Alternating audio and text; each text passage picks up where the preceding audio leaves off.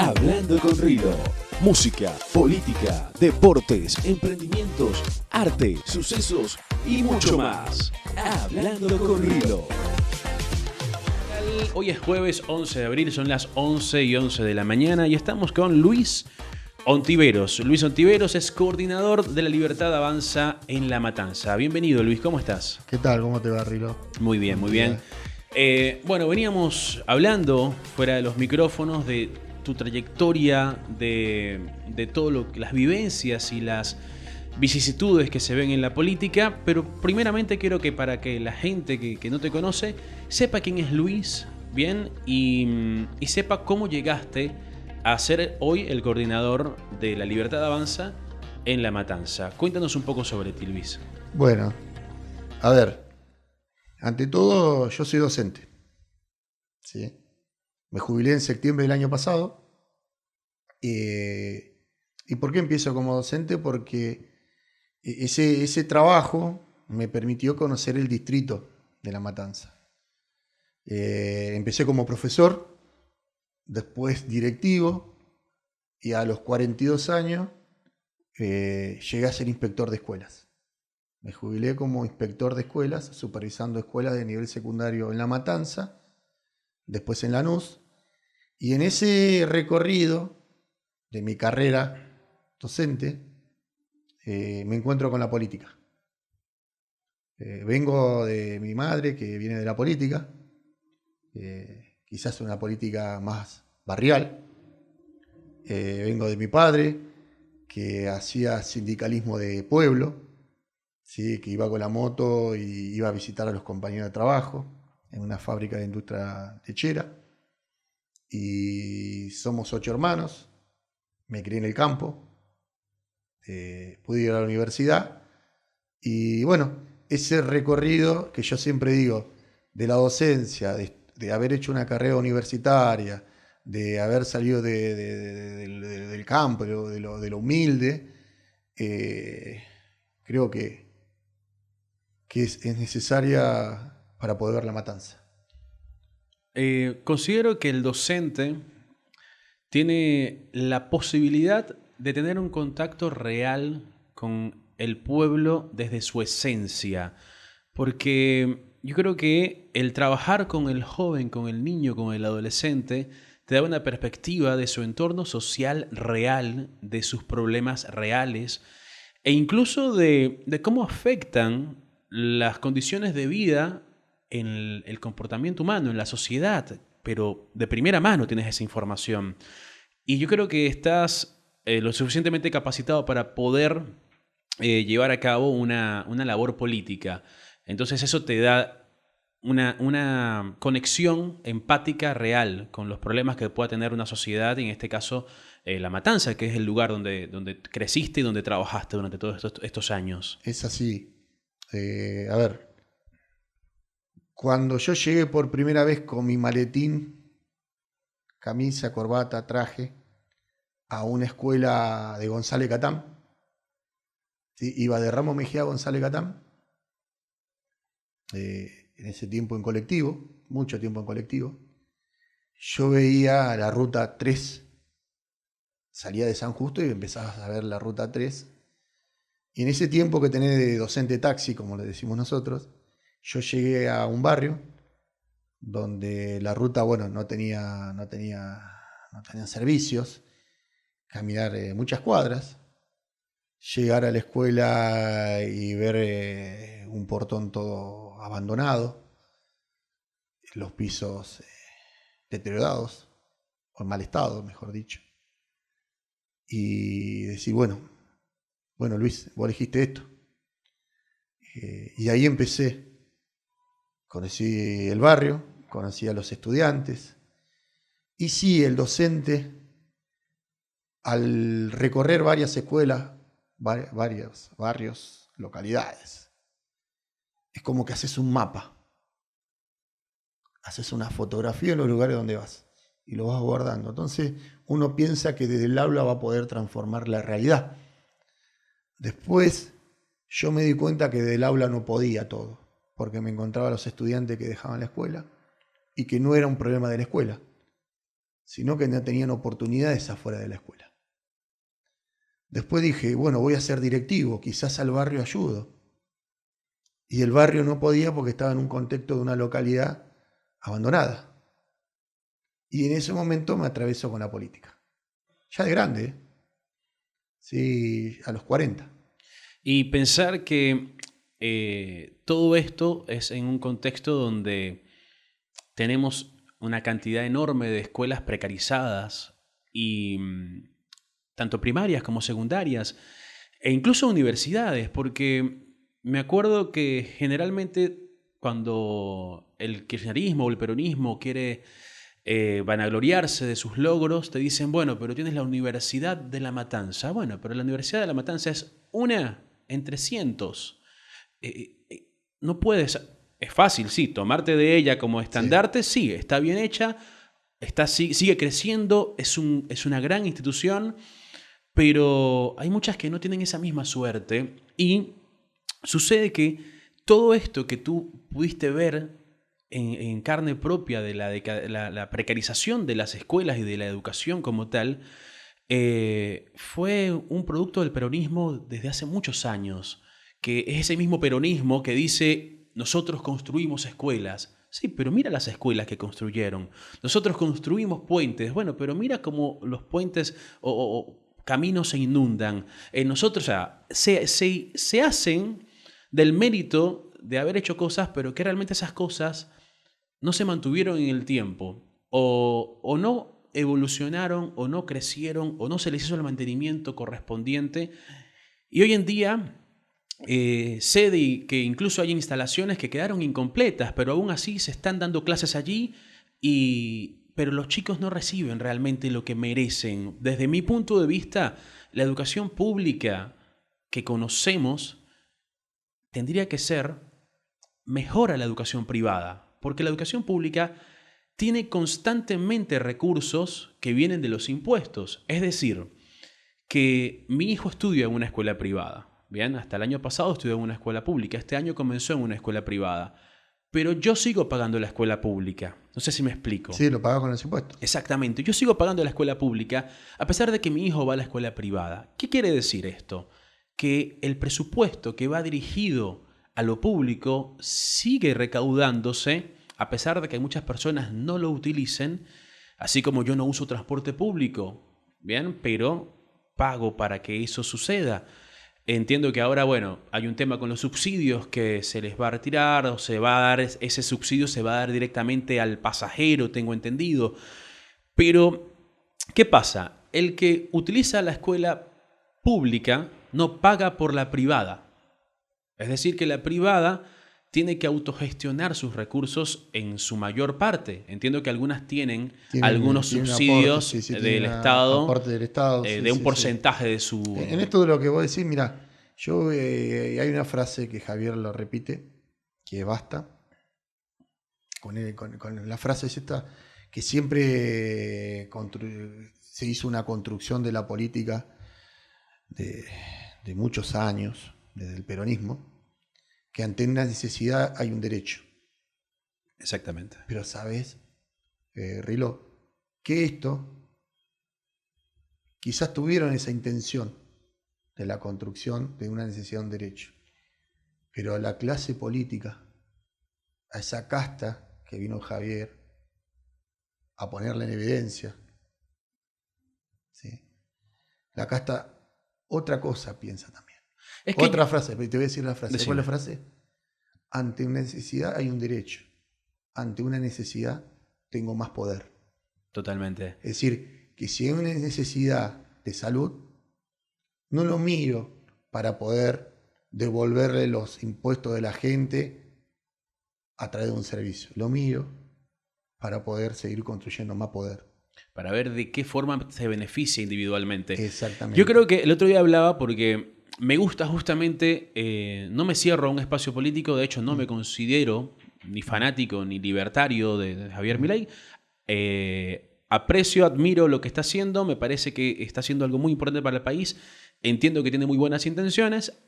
Para mí hay que esperar que pasen los 4 años y ahí se va a poder emitir un juicio objetivo, el otro día entrevistaba a un peronista de estos, viste, de corazón, de sangre, y llegué a la conclusión de que sus motivaciones y sus intenciones no son malas.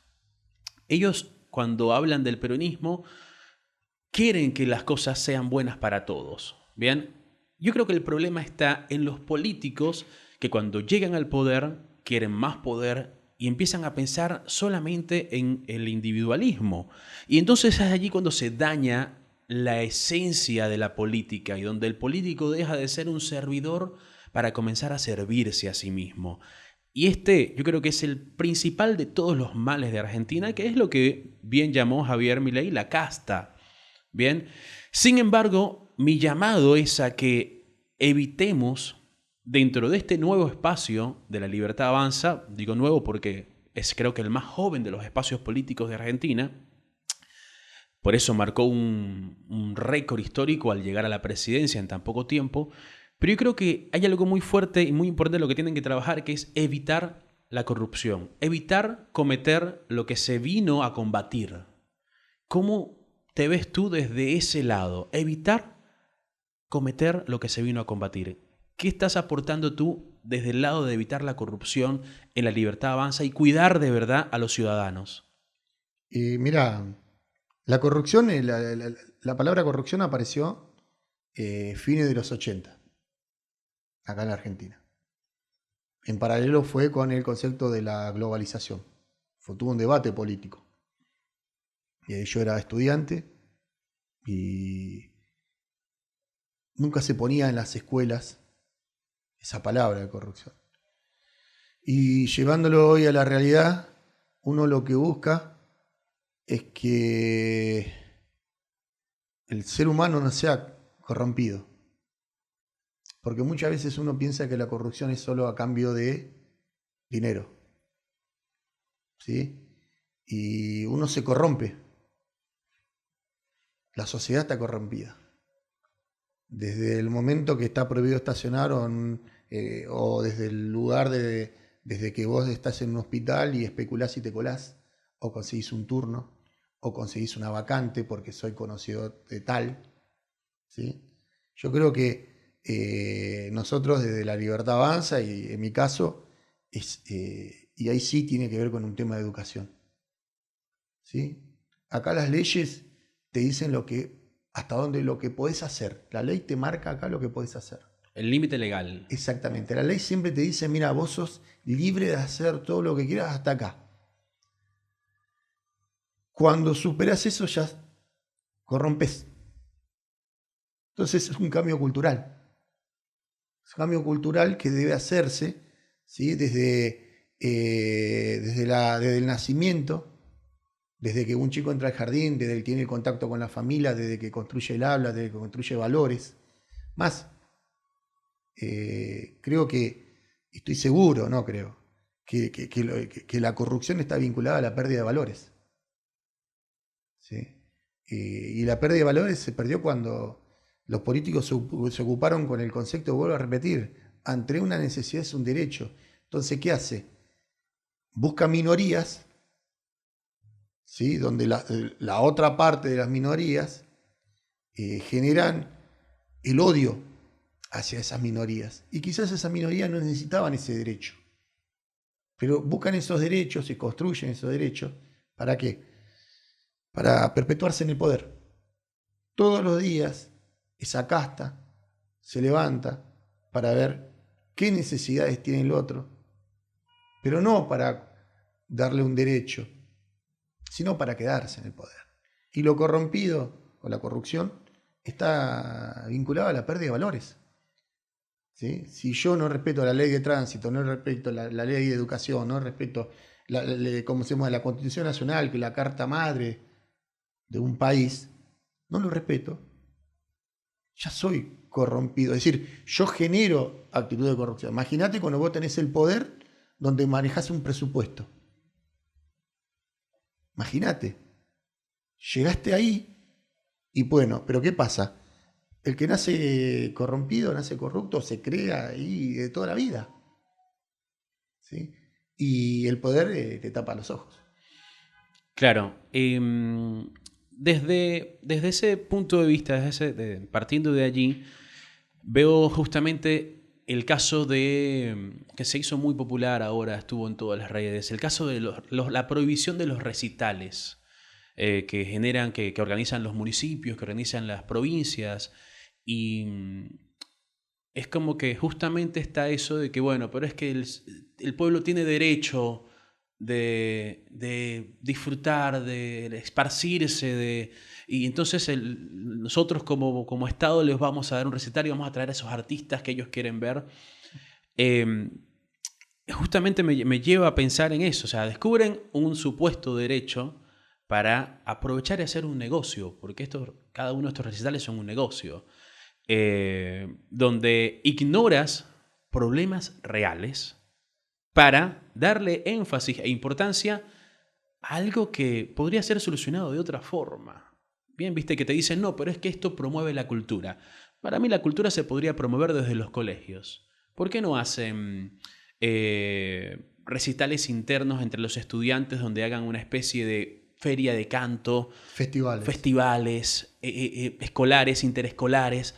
Eso, para alimentar la cultura. ¿Y qué es la cultura de Argentina? La cultura no vendría a ser rescatar el folclore, rescatar el tango, rescatar todo lo que genera crecimiento en el pueblo, todo lo que genera que las personas sean cada día mejores, con mejores valores, con mejores costumbres.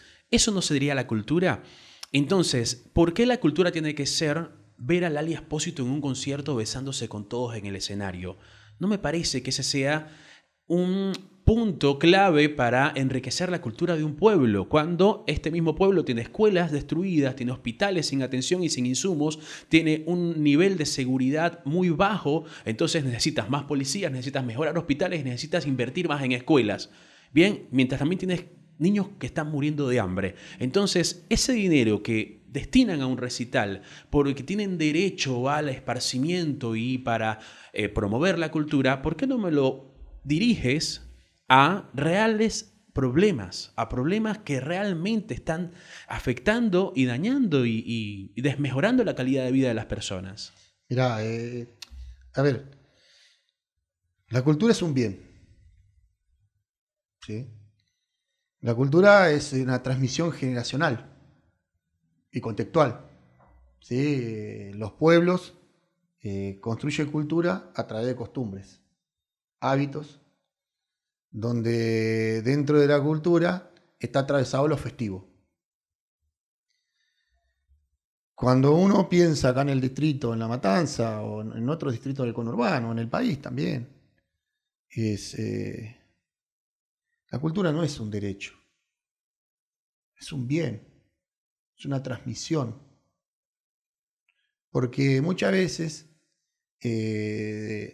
según el político o el funcionario de turno, se le antoja de que hoy quiero que este año sea proclamada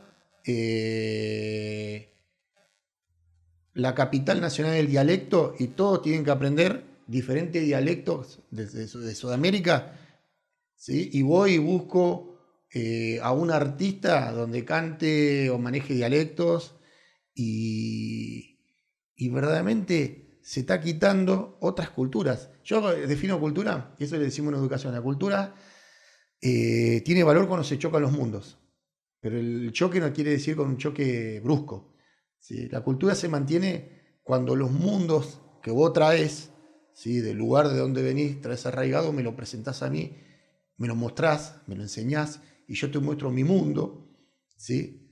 Estamos construyendo cultura, ¿sí? Si no, lo que vemos es que estamos proponiendo arte, ¿sí? Que el arte muchas veces no es cultura, es negocio.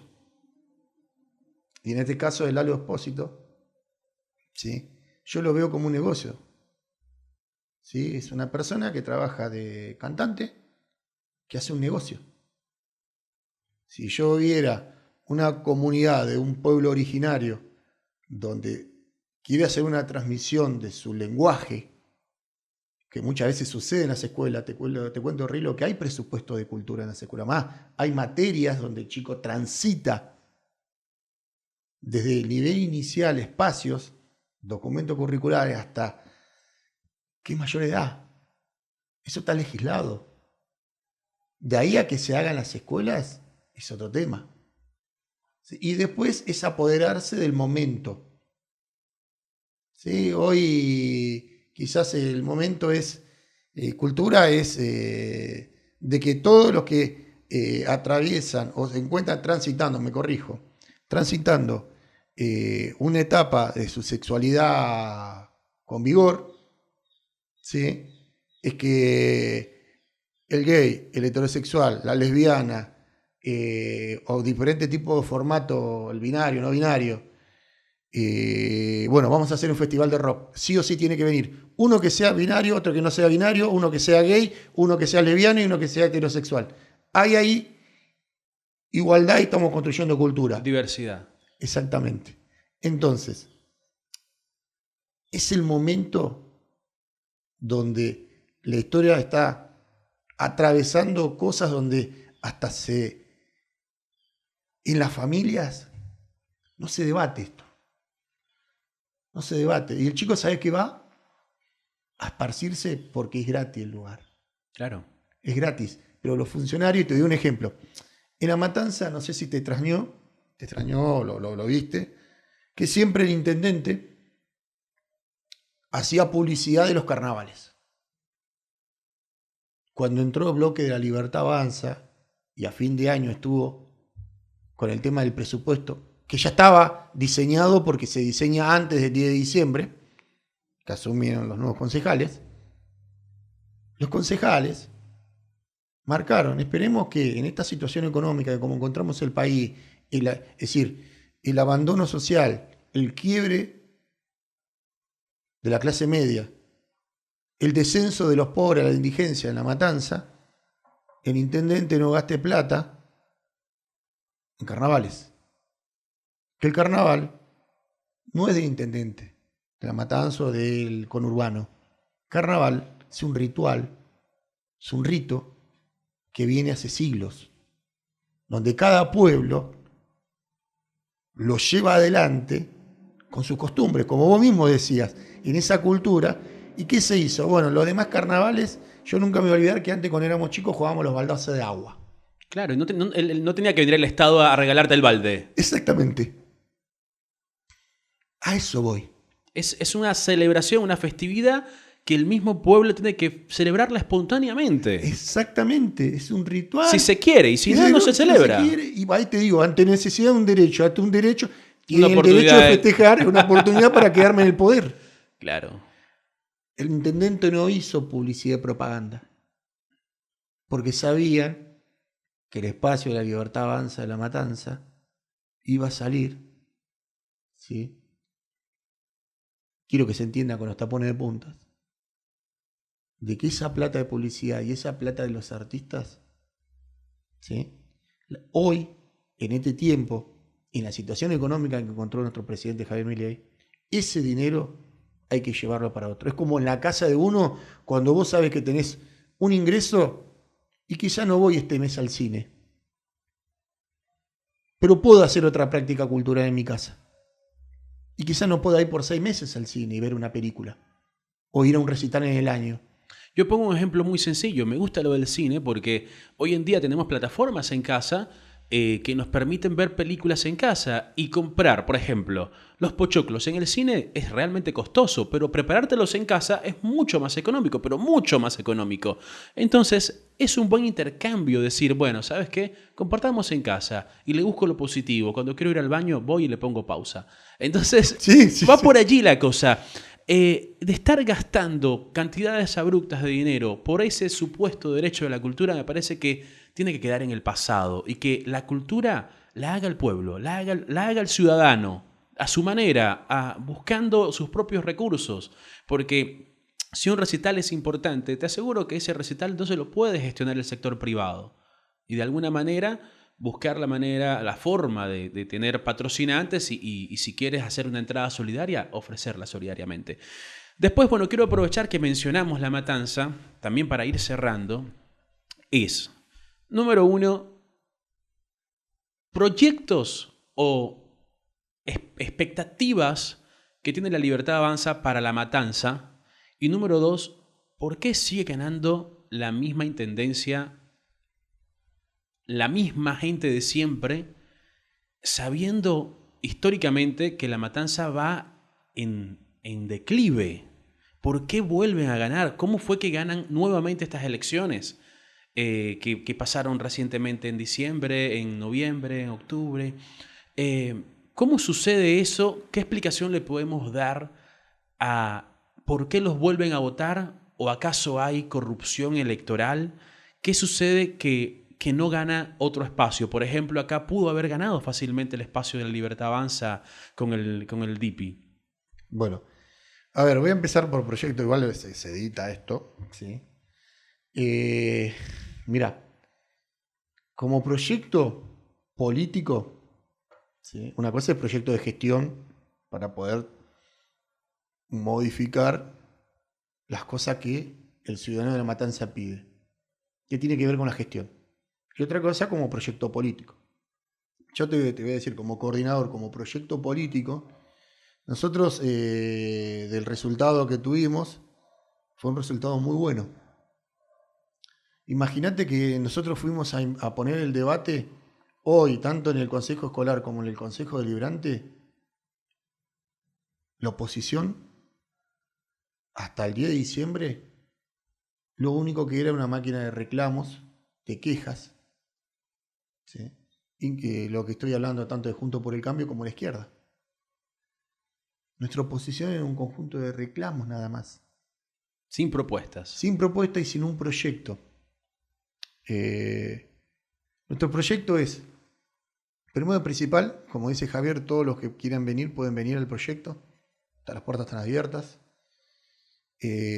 Construir un proyecto fuerte para el año que viene.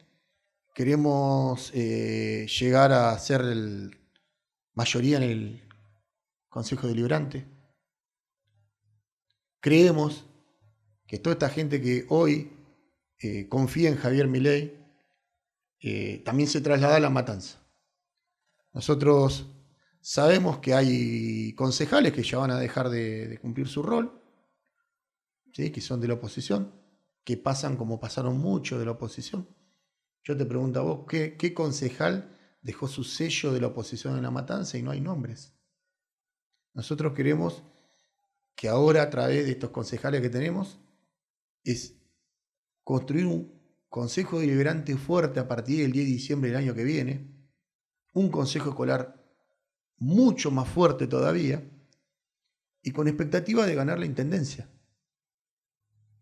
Y ahora te voy a decir cómo nosotros miramos y cómo podemos ganar la intendencia. Pero nuestro proyecto es, a víspera político, es consolidar el Partido de la Libertad Avanza. Ya estamos terminando con las afiliaciones. Llegar a ser mayoría en el Consejo Deliberante, llegar a ser mayoría en el Consejo Escolar, porque es un año legislativo el año que viene, de las elecciones. Consolidar la Libertad Avanza como partido en cada localidad, consolidarlo con trabajo territorial, con trabajo en los circuitos electorales, fortalecer el proceso de fiscalización. Te recuerdo, Rilo, que nosotros, de los fiscales que tuvimos, el 90% tuvieron su primer batalla y su bautismo de batalla lo tuvieron en las PASO del año pasado.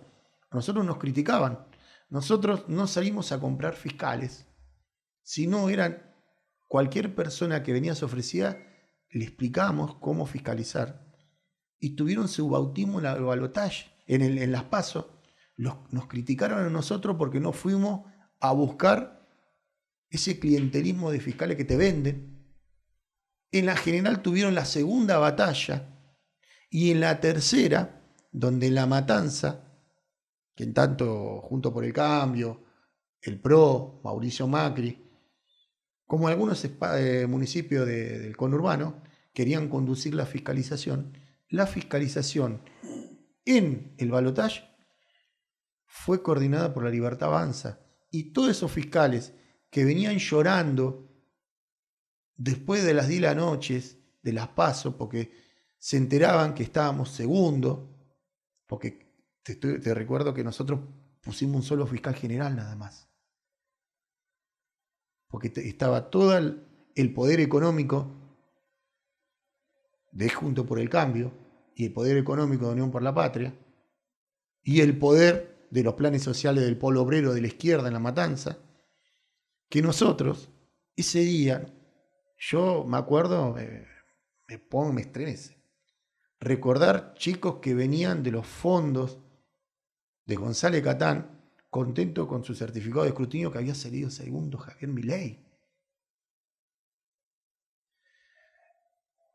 Por eso, hoy, todas esas personas que participaron en el proceso de fiscalización son militantes. Militan la causa de La Libertad Avanza. Por eso, a mí cuando me dicen, Luis, ¿qué vas a hacer? Y voy y quieren hablar conmigo, ahora siempre tengo gente que quiere hablar conmigo, le digo, nosotros vamos como proyecto político a buscar la mayoría en los 2 espacios legislativos de La Matanza. Es la única forma para poder llegar a la intendencia. Y por último, del primer punto que me preguntabas, ¿cuál es nuestro proyecto también, o lo último? Nosotros estamos generando espacios de práctica de la gestión. ¿Qué significa eso? Nosotros estamos generando equipos, ¿sí?, como un proceso de simulación, pero llevado a la práctica, sobre cómo funciona la Secretaría del Ministerio, los ministerios de la Nación. Lo estamos llevando adelante con estos militantes a pedido de ellos, que lo quieren hacer en Matanza. Es decir, estamos generando pequeñas secretarías que representen la Secretaría del municipio para llegar, ¿sí?, a la gestión en el 2027. La oposición nunca lo hizo. La oposición, te doy un ejemplo, la Defensora del Pueblo, vos sabés que el vecino, cuando el reclamo del intendente hacia los organismos del municipio no se cumple, vos como ciudadano tenés una Defensoría del Pueblo. ¿Quién tiene a cargo la Defensoría del Pueblo de La Matanza? La oposición.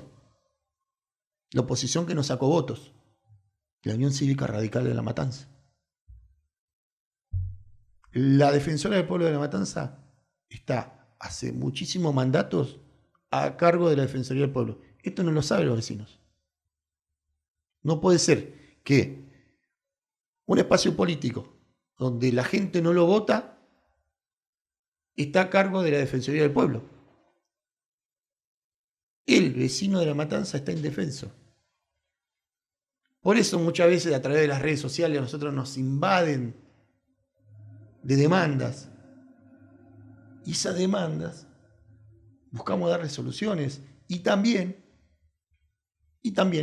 nos ayudan a construir el proyecto de la Intendencia 2027. No hablamos de candidatos, hablamos de proyecto. Pasando al otro punto. ¿Por qué la gente vota a la misma boleta del peronismo, kirchnerismo? Yo te voy a contar rapidísimo y haceme así, como hacemos los docentes, para que redondee algunas veces. Mirá, a mí me pasó que a los 30 años yo a La Matanza la bauticé la capital nacional del mito. El mito, ¿sí?, en las generaciones, en los pueblos, en las ciudades, donde sea, se transmiten. ¿Y qué pasa? El mito se lo va deformando. Claro. Porque te puede decir que aparece, si está en el campo, el mito de un animal que viene y se come las ovejas. Después dice que es un animal que mide 1 metro, 2 metros, que el animal no solamente está en un campo, está en un pueblo. Bueno, el mito se va modificando y en paralelo a lo que hace la casta. Ante una necesidad, un derecho, construyo más poder. ¿Qué hacen? Ante un mito, lo veo y lo agrando. Entonces, La Matanza yo la definí como la capital nacional del mito. ¿Y qué pasa? El mito, cuando se va transmitiendo en generaciones, produce creencias. Las creencias se arraigan. La creencia es que la matanza es peronista. ¿Y las creencias qué son? Pueden ser limitantes o expansivas. Limitantes es para el que no puede cambiar esa creencia, no la puede cambiar. Y expansiva es para el político, para el peronismo, para el kirchnerismo. Es expansiva, crece.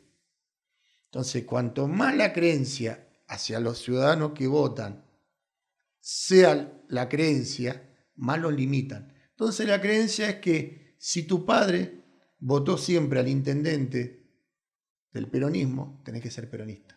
Y tu abuelo, y tu tía, y todas tus generaciones. La creencia es que si vivís y te inundás, no hay problema porque te evacuó. La creencia es, hay un hecho de inseguridad y no hay problema. Después, al otro día envía un patrullero y soluciona el problema, después se va el patrullero. Entonces, es decir, el intendente de turno, los intendentes de turno, te hacen creer de que el peronismo es la solución. ¿Cómo lo vemos nosotros La Libertad Avanza? Este es un análisis mío, de que la matanza es la capital del mito. Vos al mito lo tenés que desandar, lo tenés que desarmar. Por ejemplo, yo a Sebastián Pareja en una reunión, que es el coordinador de la provincia de Buenos Aires, ¿sí? Una vez le explicaba yo de cómo miraba la matanza. Miraba por cordones, estratégicamente, no te voy a contar toda la estrategia, ¿sí? Y le decía, vamos a desandar mitos. ¿Cómo? ¿Cómo? Me dice Luis. Y yo le digo, mirá, Sebastián, hay una creencia, tanto implícita como explícita, de que en mi casa tiene que estar la estampita de un santo en la matanza, en un barrio, del escudo del peronismo, de Perón y Evita. Una imagen, o si no de Néstor Kirchner o de Cristina Kirchner. Eso tiene que estar. Y después, más abajo, del intendente de turno, Espinosa, Magari o lo que sea. Bueno, nosotros lo que tenemos que hacer es que Javier nos dio la posibilidad, a través de las redes sociales, a través de su trabajo que hizo previo a ser presidente, de que la imagen de Javier se ponga en cada hogar. Entonces, en una encuesta que hicimos en el 2022 de agosto, y no lo voy a desmentir, tengo la encuesta, salió en los medios provinciales y locales, nosotros hicimos una encuesta de a quién votarían como presidente en agosto del 2022. Hicimos vacaciones de invierno.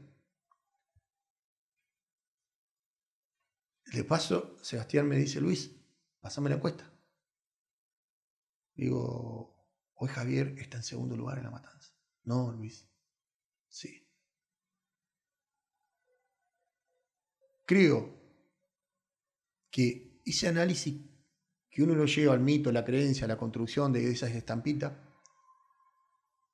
acá en la matanza, Javier Milei desplazó a esas estampitas. ¿Vos sabías que en Virrey del Pino hizo la mejor elección de la oposición en la historia de la matanza? En donde salió una concejala a decir que la tortita de barro.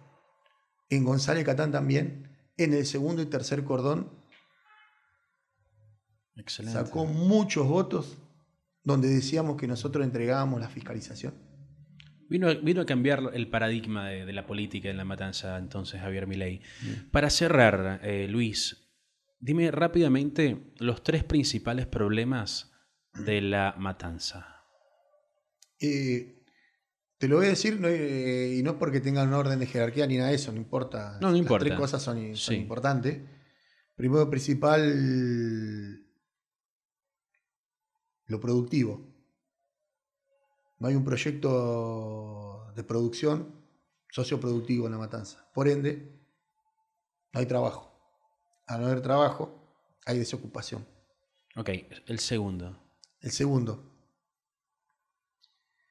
la inseguridad. Ok, ¿y el tercero? Y el tercero,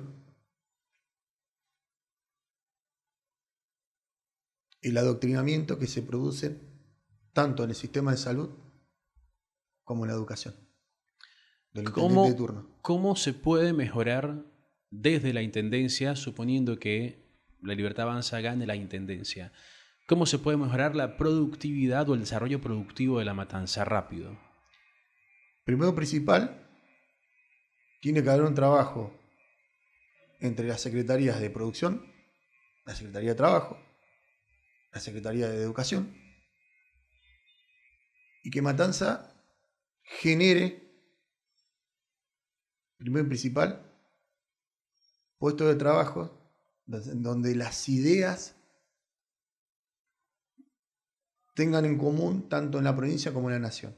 Acá en La Matanza dice que es la capital nacional del calzado, no es la capital nacional del calzado, porque al otro día el intendente dice que es la capital nacional de la tecnología, y al otro día el intendente dice que es la capital nacional de bienes o de alimentos. Matanza tiene que buscar qué quiere ser. ¿Qué quiere ser? Tenemos una universidad en La Matanza donde casi todos los egresados no viven de La Matanza. ¿Cómo se podría mejorar la inseguridad de La Matanza? Primero principal, a través de los organismos que corresponden, que el Poder Judicial aplique la ley. Las leyes en este país están las leyes. Y que la dirigencia política de turno no se entrometa en el Poder Judicial. ¿Y cómo podemos mejorar el sistema educativo o la educación en La Matanza? A ver, la educación no es responsabilidad del municipio. La educación es responsabilidad de la provincia de Buenos Aires. Lo mejor que puede hacer un gobierno municipal es exigir que la provincia cumpla lo que dice la Ley Provincial de Educación. Con la Ley Provincial de Educación y con la Constitución Provincial, tranquilamente podríamos tener un sistema educativo. Y uno de los puntos, discúlpame, es que no considerar que los alumnos son votantes, eso te lo puedo contar un día, ¿sí? Lo de las becas, que no son votantes los alumnos, son nuestro futuro, pero necesitan un presente. Completamente de acuerdo. Justo me mencionas la provincia y el gobernador de la provincia, Axel Kicillof, tiene carteles en diferentes partes de La Matanza donde se ven aulas computarizadas, con unas computadoras que parecen de última generación, y esto refiriéndose a las escuelas públicas, como que las escuelas públicas tienen aulas computarizadas. Y esto lo llegaste a ver en alguna de las escuelas donde trabajaste. ¿De verdad existen? Porque yo todavía no las conozco. Mira, hay escuelas donde en Matanza hay 4 tipos o 3 clases de escuelas. Hay escuelas donde tienen recursos pero no tienen alumnos. Hay escuelas donde tienen alumnos y no tienen recursos. Y la tercera, que son muy pocas, hay escuelas que tienen alumnos y recursos. Pero ¿qué sucede? El personal no está capacitado. Si el personal no está capacitado, no sirve de nada. Es como que yo te dejo un auto en tu casa y no sabes manejarlo. Claro. Se invierte. Muchas veces se piensa que dejando cosas, inversiones. La inversión es cuando vos tenés el resultado de lo que vos planteás. ¿Y el resultado qué es? Que el chico se transforme, el estudiante se transforme en tecnólogo y que construya capacidades para que el puente ese, a través de esa capacidad, pueda acceder a una carrera universitaria. Cuando no tenés capacidades desarrolladas, la tecnología te permite, es una disciplina auxiliar, una ciencia, mejor dicho, auxiliar. Te ayuda a poder desarrollar capacidades. Cuando no la desarrollas en la escuela secundaria, cuando intentás ingresar a la universidad, te cierran la puerta. Muy bien. Bueno, Luis, gracias por esta entrevista. Tenemos que llegar al final porque si no nos extendemos mucho. Él es Luis Ontiveros, coordinador de La Libertad Avanza en La Matanza. Muchísimas gracias, Luis. Muchas gracias a ustedes. Vamos a vernos en otra edición de Hablando con Rilo. Hasta luego. Esto fue Hablando con Rilo. Nos despedimos hasta la próxima ocasión. Hablando con Rilo.